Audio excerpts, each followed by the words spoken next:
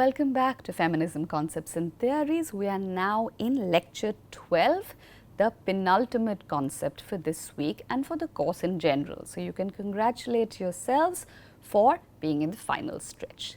Without further ado, today our key concept is rather fun because it's something which I think everybody can relate to. So think about this as being towards the end, because one has to have gone through equality, difference, choice, care, time in order to bring them together within the concept we know as experience. Now remember, experience is very, very important because feminist theory, feminism as a movement is predicated upon building on people's experiences in the world. There are ways in which we pull back and forth. We say that experience is where we should start from, and at the same time we say that experience is mediated through society. Remember our structure agency debate? So think about experience as mediating between the two. Structures are responsible for the kind of experiences we are going to have, but we are the agents who have those experiences, and therefore it's very important within our conceptual repertoire to be able to comprehend experience. Today and in this lecture we are going to cover standpoint theory, or the understanding that the standpoint of women's experiences is central to the feminist movement, and without taking those into account, the movement has no teeth. We also discuss a fairly common understanding of this kind of sloganeering of the personal as the political, and what do we mean by that.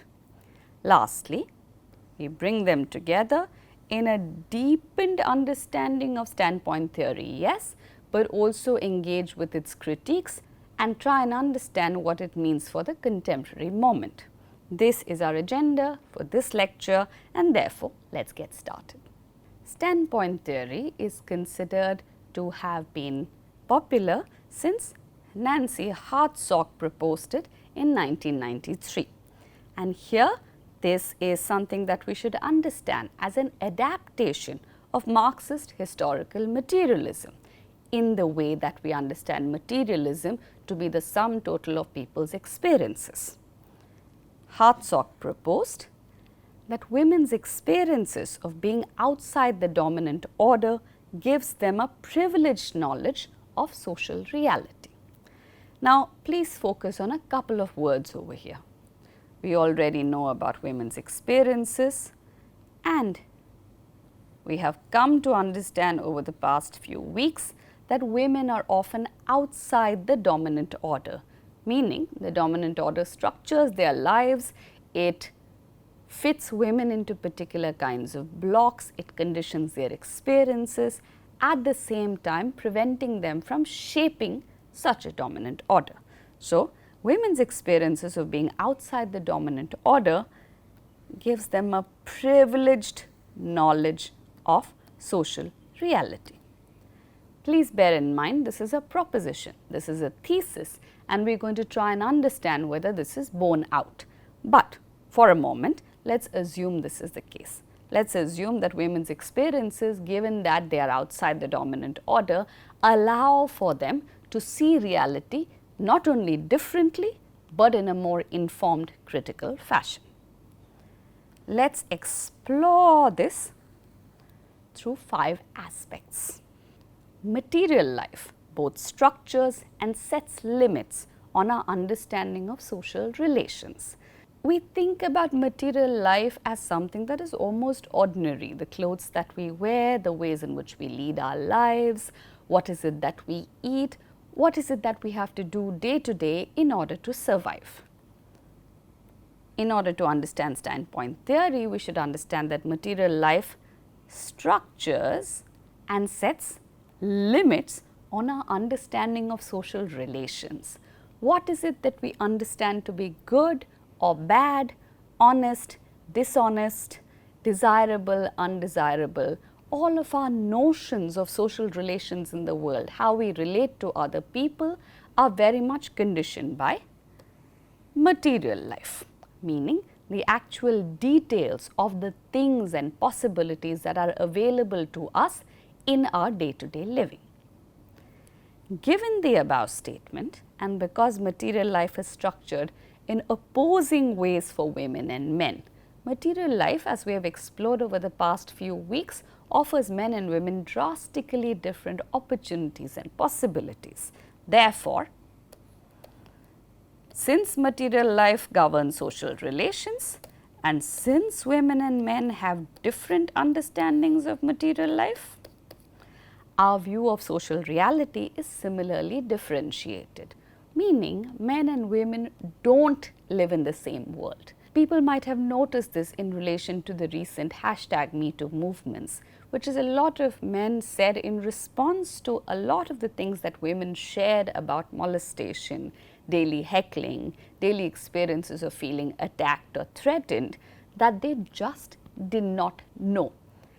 And instead of taking this as a declaration of bad faith, instead of saying, how dare men not know, instead let's step back and say that the material relations within which men's lives are configured allows for them not to see.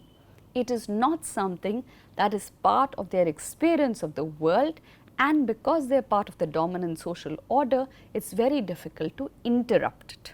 Yes? This differential male and female life activity in class society leads, on the one hand, toward a feminist standpoint, and on the other, toward an abstract masculinity. This differential male and female life activity in class society leads, on the one hand, toward a feminist standpoint, and on the other, toward an abstract masculinity. Pay attention to the point at which we are proposing a feminist standpoint as opposed to an abstract masculinity. This means that those in a dominant position, that is men, will have a partial and perverse view of social reality. Let me take you back to the previous statement for just a second. Differential male and female life, we have established this, leads on the one hand toward a feminist standpoint and the privileges that they enjoy, along with also having to experience a non-privileged life. From the margins, it's easier to see the center and also easier to see that which you have been denied. Hence, a feminist standpoint. And on the other, toward an abstract masculinity. In other words, the dominant order does not encourage or inspire reflexivity or critique. If you are part of a dominant order, in this case masculinity, you have no reason or incentive to be able to analyze it, and it remains both a norm and an abstraction invisible to its own inhabitants. Those in a dominant position will have a partial, they only understand society partially, and this word is interesting, and perverse view of social reality. Here remember, the usage of perverse is to indicate something distorted, something that has become an image not quite true to reality, but at the same time it goes further. It presents itself as if it were true through a distorted lens, and this is what we understand as perverse. So, can you imagine a lot of men saying, surely it's not that bad for women, look at the number of advances that we have made in modern society. This is what we understand as a perverse, non-feminist standpoint view of society itself.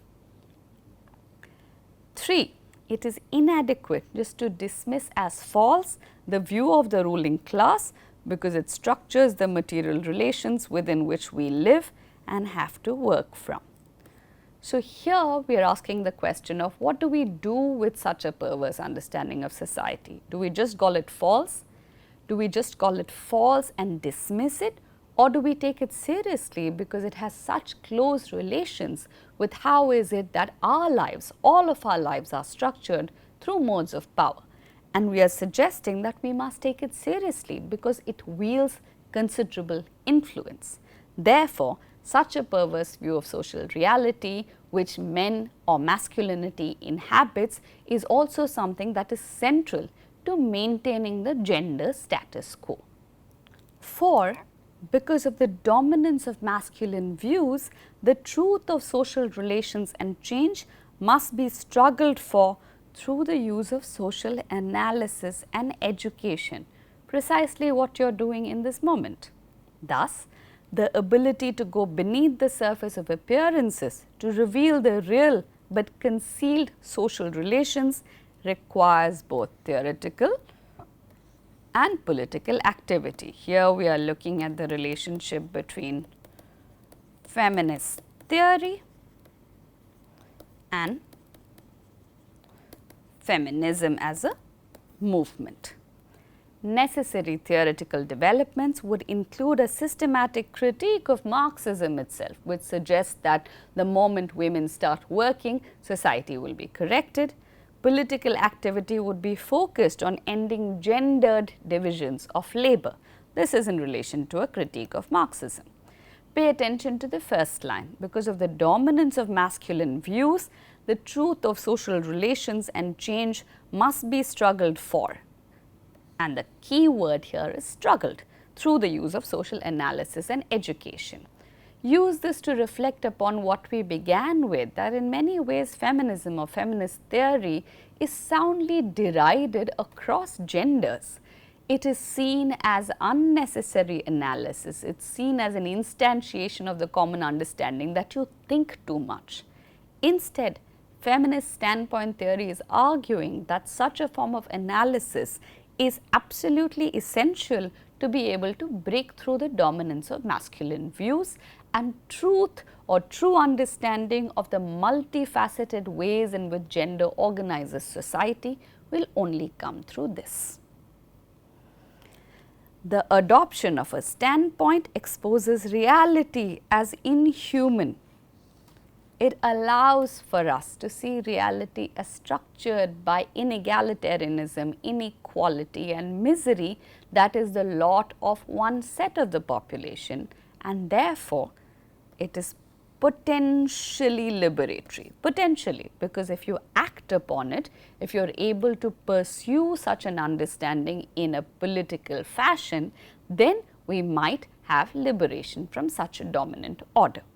These are the 5 things you need to remember to understand why standpoint theory takes the stance that it does. To quickly recap, material life structures and sets limits on our understanding of social relations.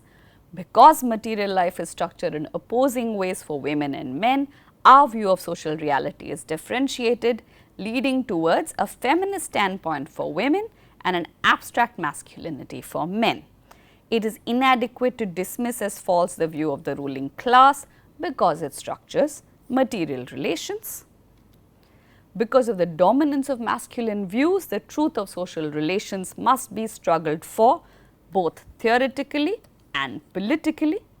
The adoption of a standpoint exposes reality as inhuman, is therefore potentially liberatory.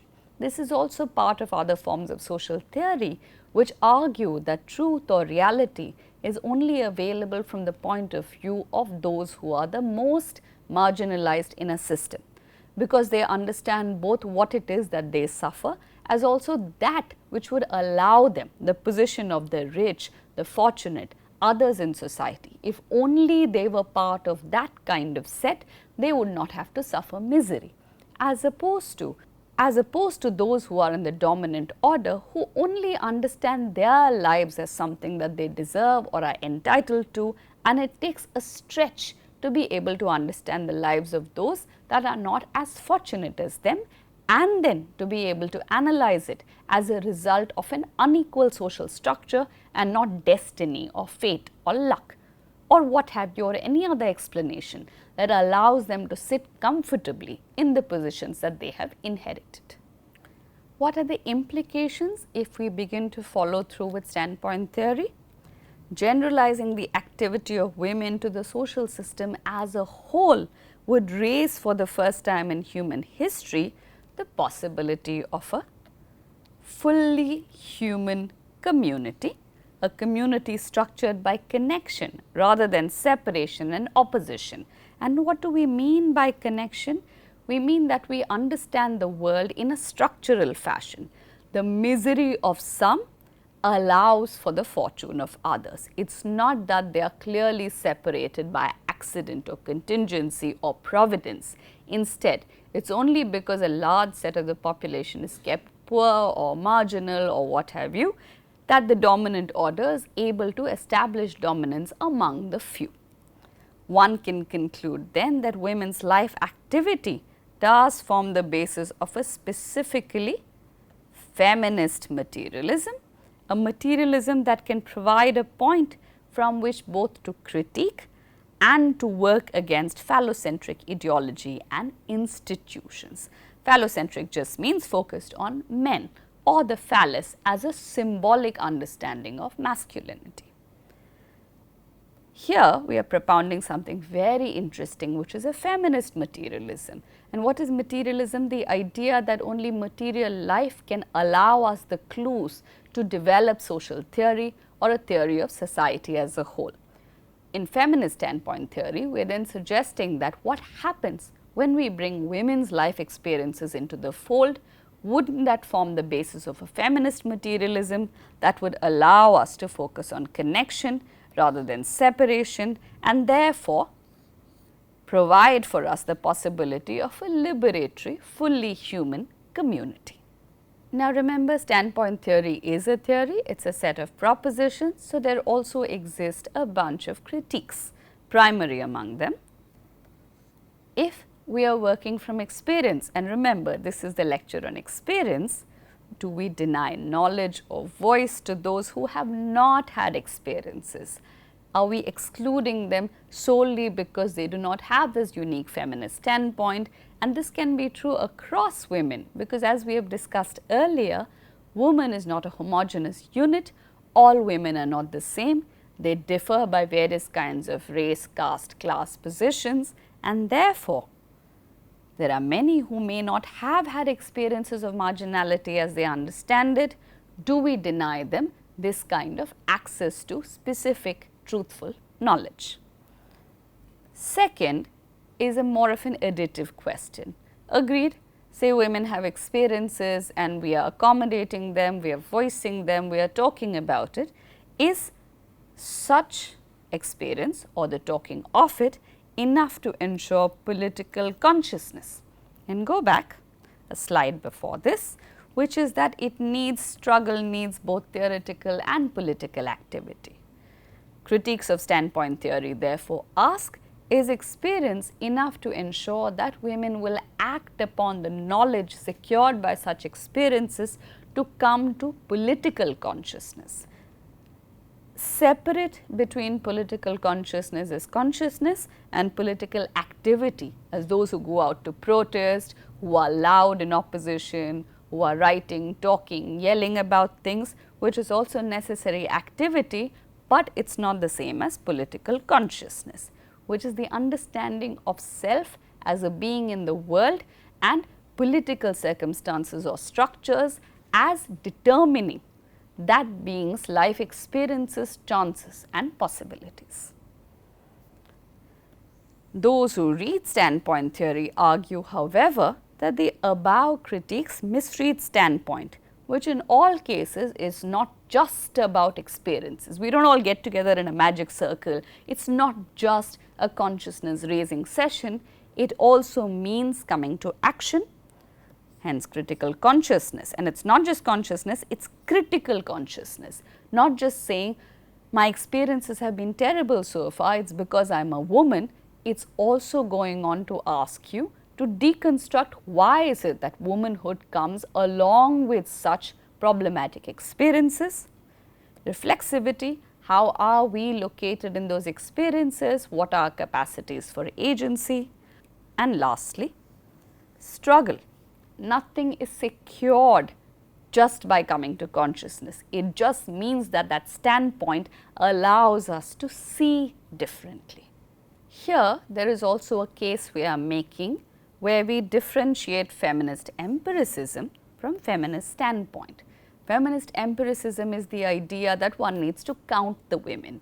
Think about ways in which we spoke about new historicism, recovering women's voices and their importance to history. Similarly, feminist empiricism means that you have to provide for apprehensibility, legibility and visibility of women across situations and contexts, but just adding women in does not address masculine hegemony. There are questions we always get as to why is it that women also participate in the project of patriarchy, and this is the answer to that. Just because there are women in any situation does not mean that there is an automatic challenge to the masculine order. Knowledge emerges in this instance through the struggles the oppressed wage against their oppressors, which means all of these have to be identified. Who do we understand as oppressed? Why is it that we understand them as oppressed? Who are their oppressors? And what is the mode of struggle that we want to adopt in our coming to consciousness, in our claim that we are fighting for liberation? And let me read you something from the text to illustrate this further. In this, Harding argued for strong objectivity as a hallmark of feminist research. To take up the position of strong objectivity, one does value the other's perspective, but one does not go native or merge oneself with the researched. Rather, one seeks to consider the particularity of cultural location from a critical distance. Or as Haraway also comments, a standpoint is not an empiricist appeal to or by the oppressed, but a cognitive, psychological and political tool for more adequate knowledge judged by the non-essentialist, historically contingent, situated standards of strong objectivity. Such a standpoint is the always fraught but necessary fruit of the practice of oppositional and differential consciousness.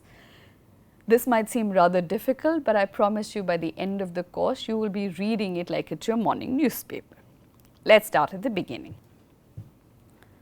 Strong objectivity as a hallmark of feminist research.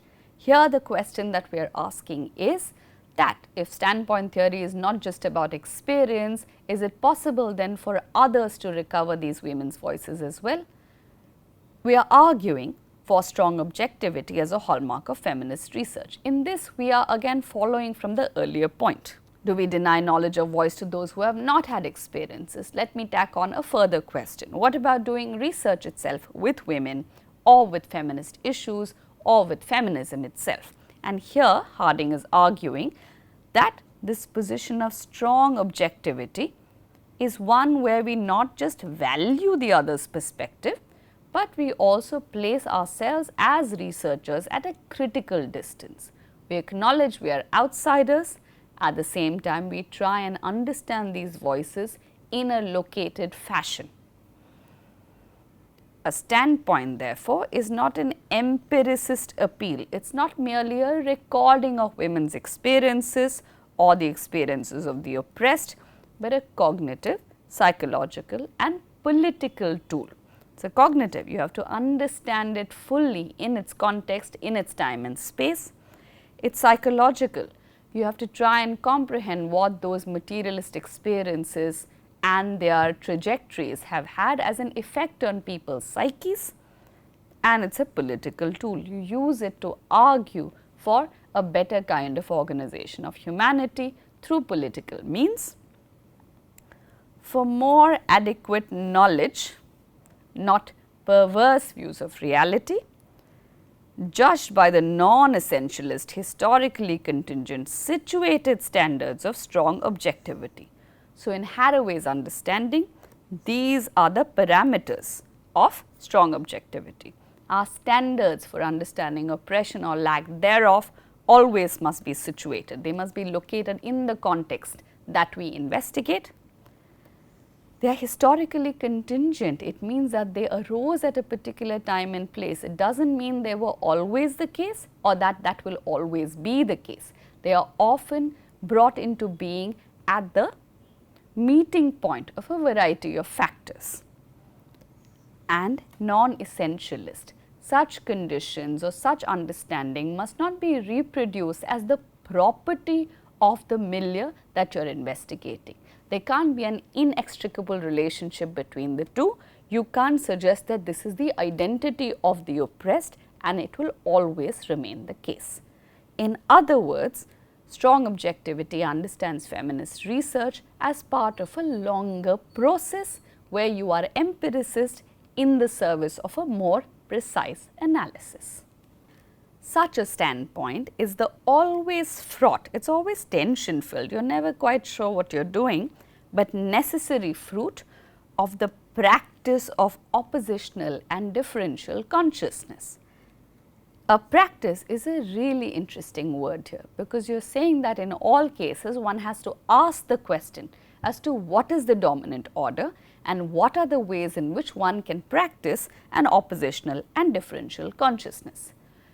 I am not asking for people to rebel without a cause, to be contrarian for the sake of, but to constantly ask what the world would look like from a non-powerful point of view, and hence oppositional and differential consciousness.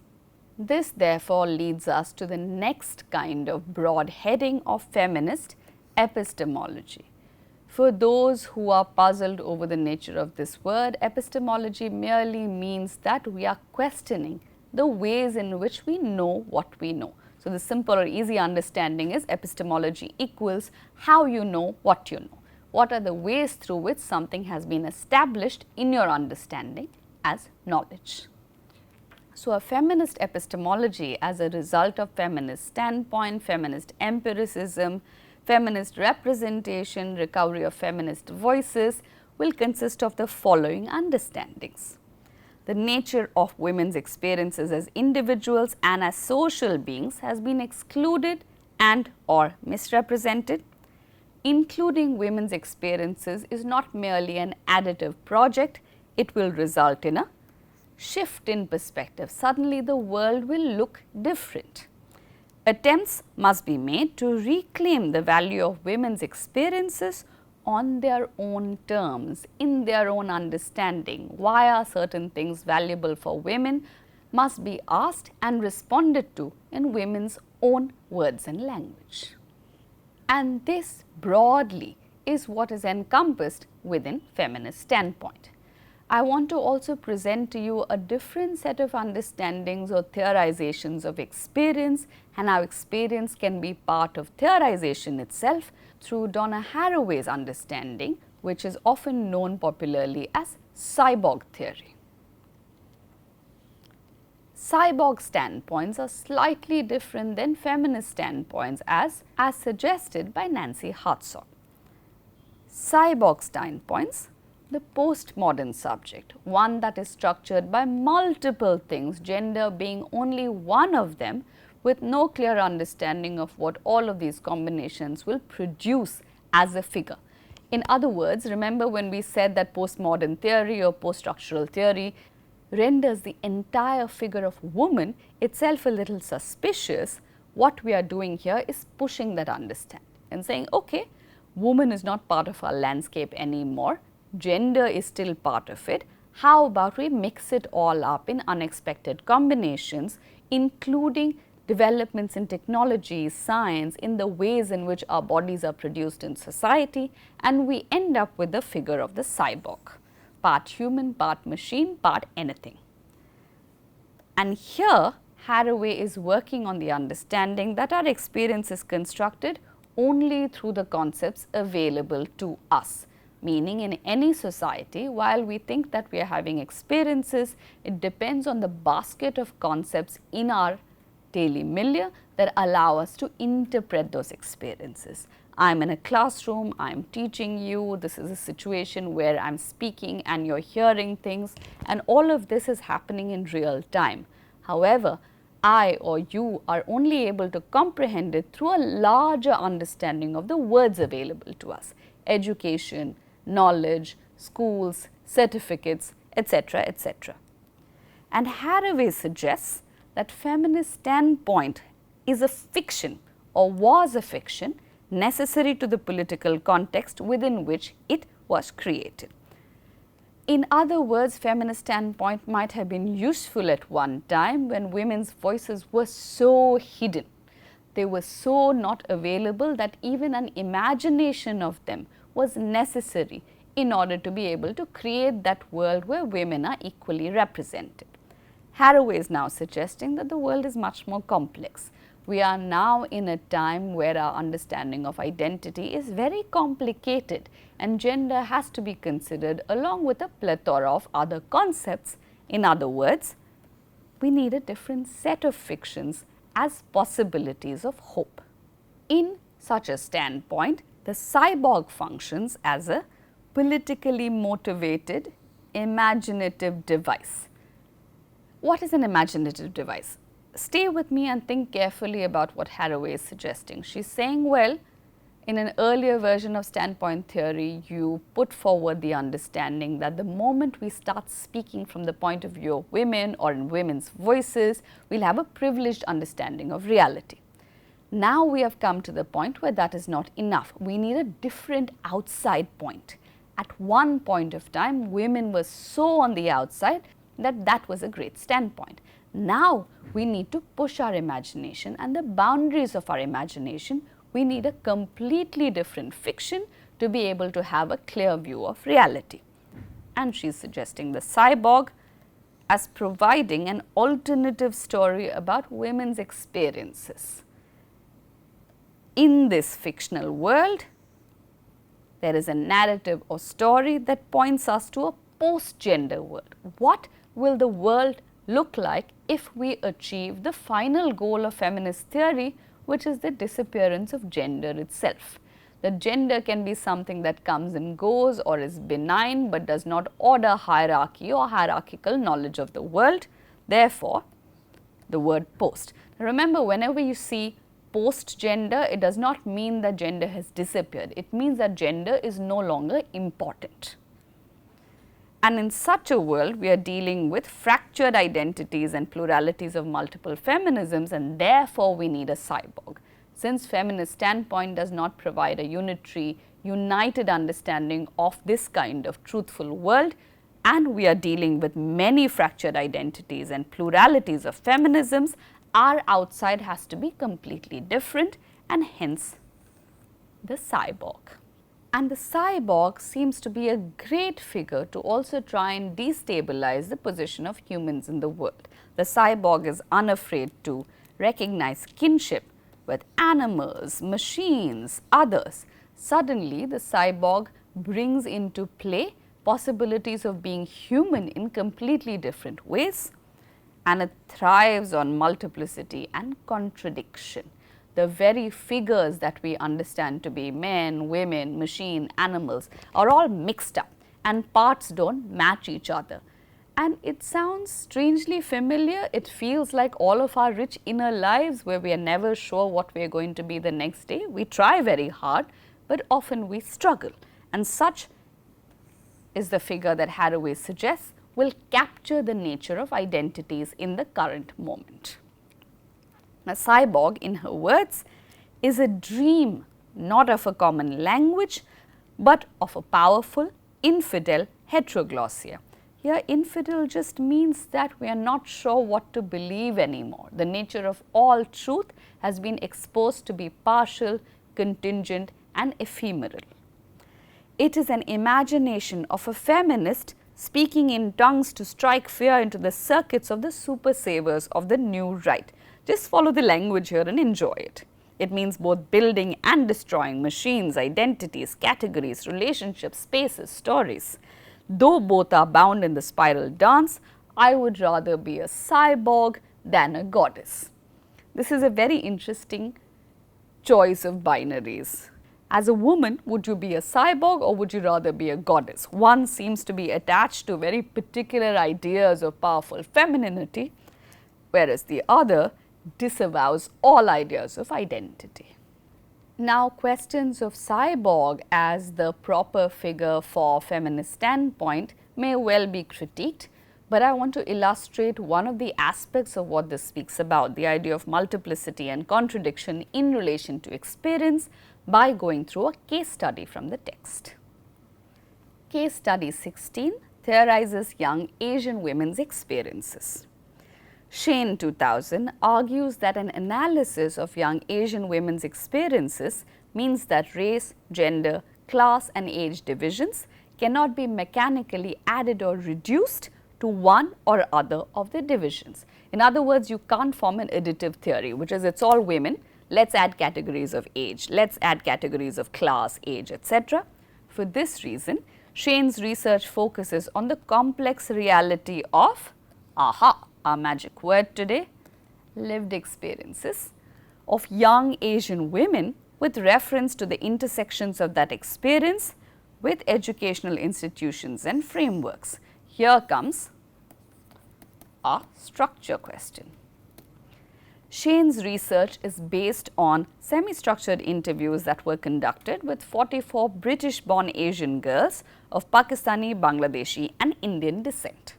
Her theoretical framework would be described as broadly post-colonial, and specifically it draws on Gramscian concepts of historical specificity, articulation and hegemony. Not that it's particular to this course, broadly it would be useful to look up Gramscian concepts of hegemony.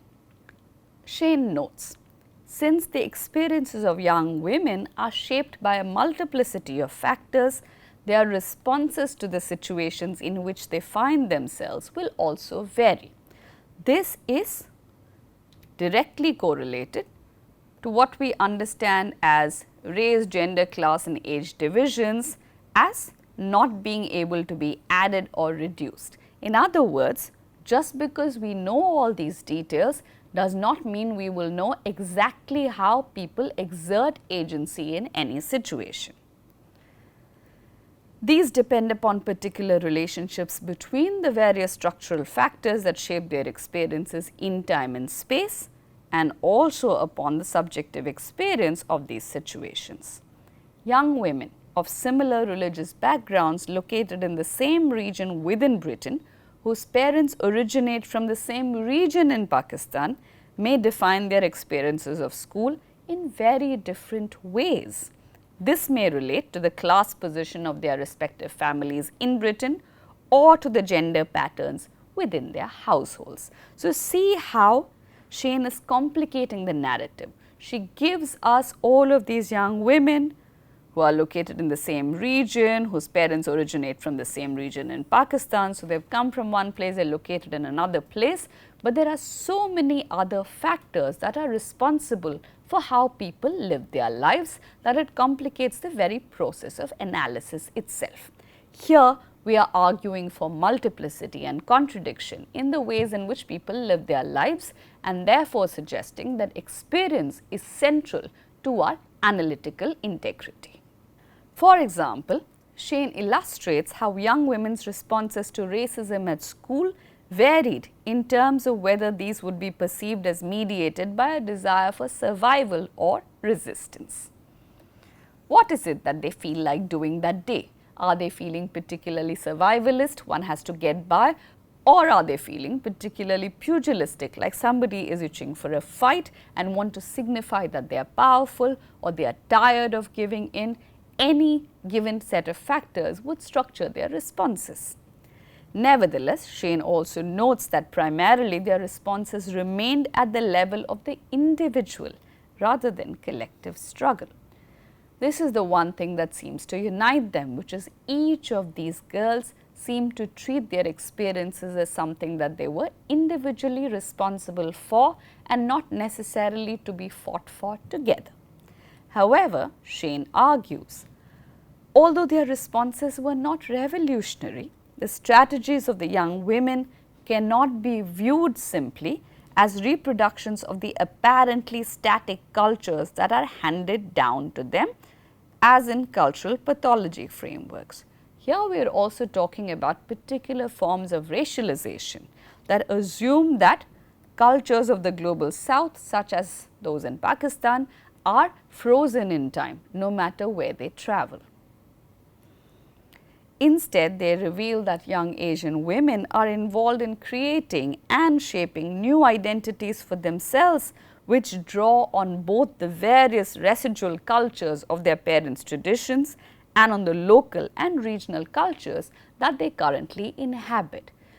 These young women are very, very creatively amalgamating all of their varied influences, their geographic location, their cultural location, but also the cultural memory and tradition handed down to them by their parents, and there is no clear understanding of what such a mixture would look like. Here, think about possibly relating this to the figure of the cyborg, to the kind of outside that might be signified by the diasporic subject, when no factor is available in quite the same fashion, where the limitations of tradition are exposed, as are the limitations of global modernity or the global north, and they all come together in the daily experiences of these women, and hence this could well approximate our desires for the cyborg itself. Let me now move on to another example of cyborg feminism, where we actually investigate what happens to real cyborgs, and the example I suggest here is the film Her. I am not going to tell you the exact plot, but this is a narrative about a young man, young white man, maybe not so young, but Joaquin Phoenix plays a computer programmer who is in a kind of relationship with a cyborgian woman with a voice and a program meant to approximate female presence. And we see a lot of these kinds of investigations within, what can I say? We see a lot of these investigations within feminist science fiction that are pushing the boundaries of where is it that we find femininity reinvestigated, reinvented and represented for popular consumption. So, just a few lines from this. Theodore, the protagonist, says, you know, sometimes I think I have felt everything I am ever going to feel, and from here on out I am not going to feel something new, just lesser versions of what I have already felt.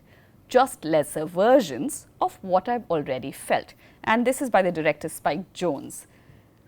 Think here of the ways in which a feminine program or computer figure is meant to create these feelings that modernity has taken away from poor Theodore. The figure here is called Samantha, and she says, you have a lot of contacts. Theodore says, I'm very popular. He's making a joke. And Samantha says, really? Does this mean that you actually have friends? Look here at the slippage between contacts and friends.